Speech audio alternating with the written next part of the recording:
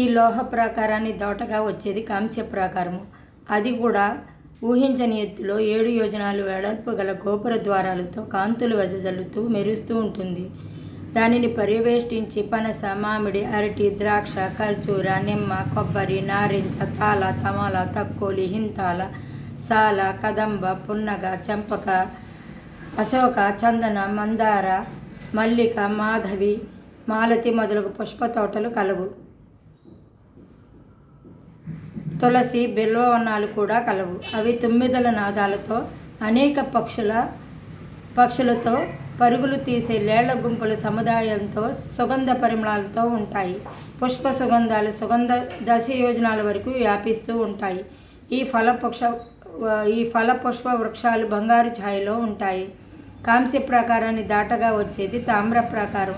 ఇది చతురస్రంగా ఉంటుంది. దాని నిండా ఫల పుష్పాది వనాలు అసంఖ్యాకంగా ఉన్నవి. ఆ ఫలముల యొక్క బీజములన్నీ రత్నములే. పుష్పముల యొక్క సుగంధ పరిమళాలు 10 యోజనాల వరకు వ్యాపిస్తూ ఉంటాయి. పుష్పఛత్రాలతో పుష్పమునందు గల తేనెను సేవించి నిమిలిత నేత్రాలతో పుష్ప సింహాసనం నందు ఆసీనుడై ఉంటాడు వసంతుడు. అక్కడ అతిలోక సౌందర్యవంతులైన మధుశ్రీ, మాధవశ్రీలు అతని భార్యలు. వారు భర్తను సేవిస్తూ ఉంటారు. కోయిల రాగాలతో కళకళలాడుతూ ఉంటుంది ఈ పుష్పవనం. అనేక వాద్యగానాలతో గంధర్వుల ఆటపాటలతో మునిగి తేలుతుంటారు ఇక్కడ. ఈ ప్రదేశమంతటా కాముకుల కామోద్రేకాన్ని తేట తెల్లపరుస్తాయి.